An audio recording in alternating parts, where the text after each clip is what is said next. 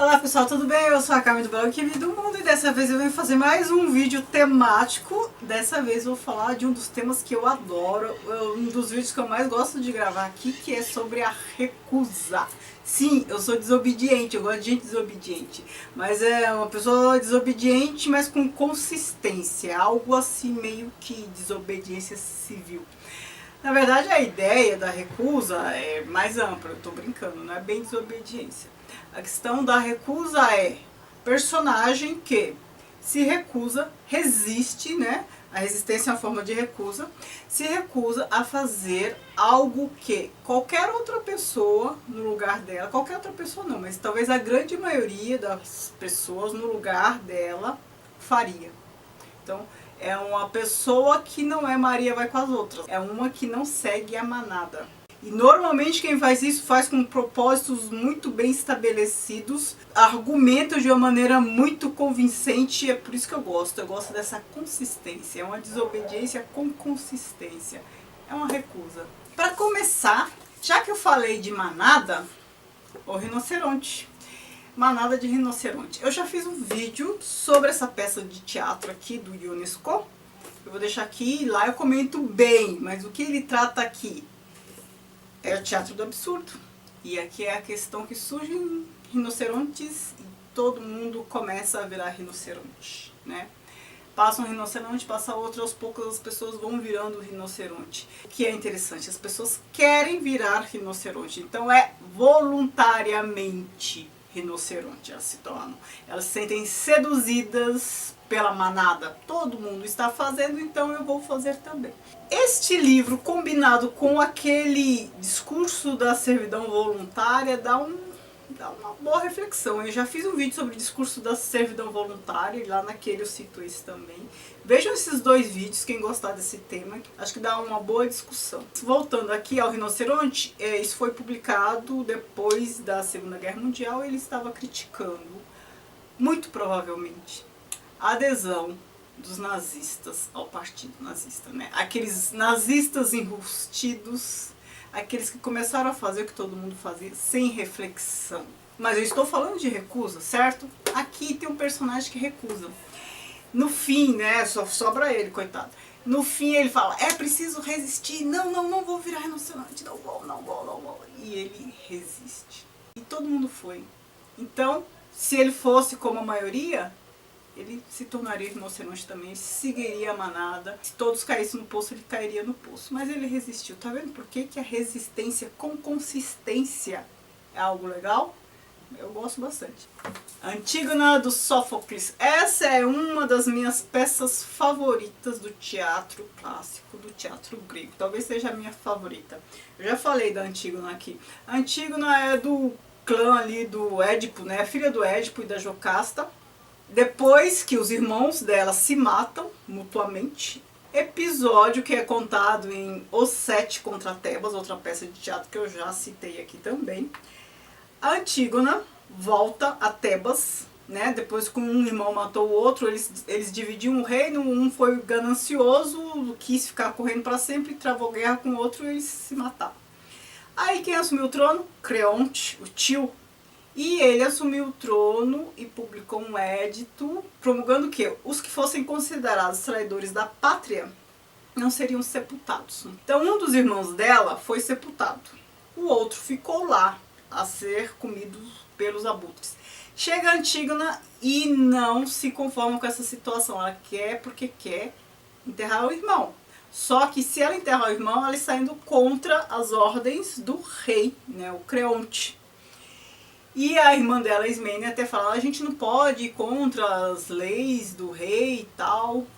E ela fala, ela se mantém firme e fala que ela não pode contrariar a lei dos deuses. Por quê? Segundo os deuses, quem não for enterrado, né, para os gregos isso era muito sério, vai ficar, sei lá, 100 anos vagando pelo Hades. Hades é o quê? O rio que leva ao reino dos mortos, ou o próprio reino dos mortos, eu já vi com essas duas acepções.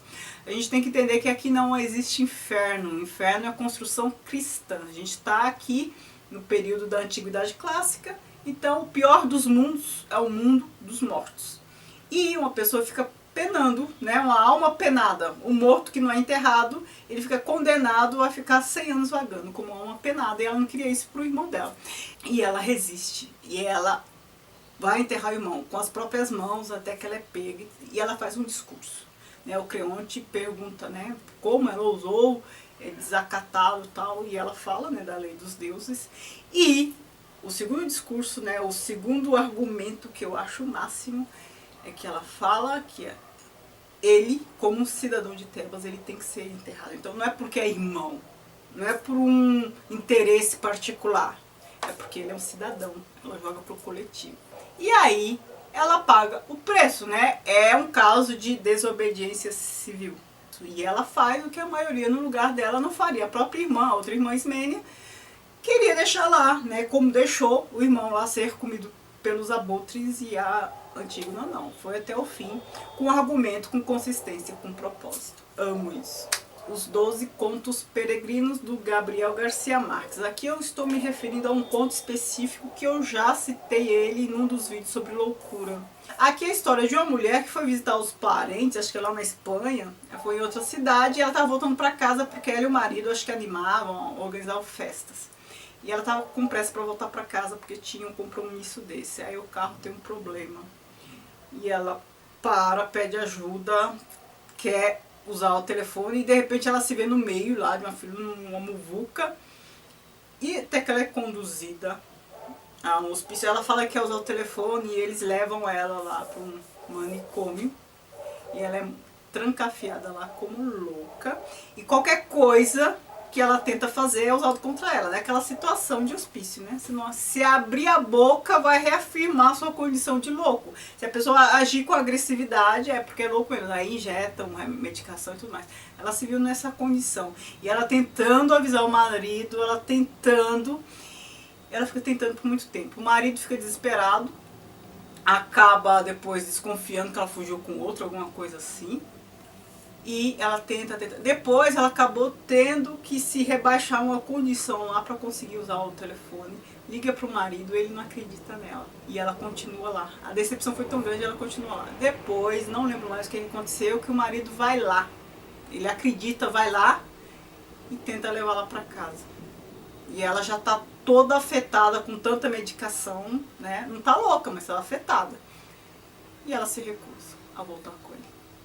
Essa foi uma recusa assim que eu acho que foi bem dolorosa para ela também, mas eu entendo a recusa dela. Ela se recusou a voltar a viver com um homem que a deixou naquela situação simplesmente porque ele não acreditou nela. E aí ela preferiu continuar. Ela já estava assim meio num estado semi-múmia, sabe? Assim, meio bem abalada, mas ela estava consciente. Ela estava com seus reflexos embotados, mas ela estava consciente, ela não quis ir com ele. Qualquer pessoa, acho que a maioria das pessoas no lugar dela ia vê-lo com salvação e desesperadamente ia querer voltar para casa. Ela não quis, porque a decepção tinha sido muito grande, né?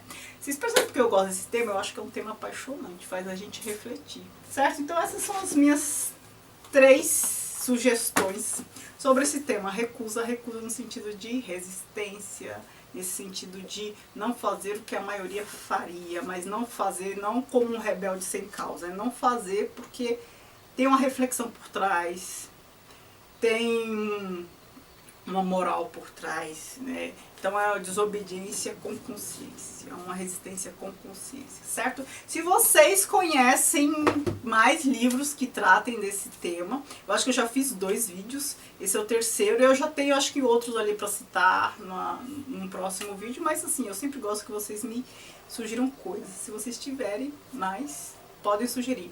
Eu agradeço a curtida que eu sei que vocês vão deixar, a inscrição, quem não for inscrito ainda, e me seguir nas redes sociais, o Que Vi do Mundo, Instagram e Facebook, que é a página do blog.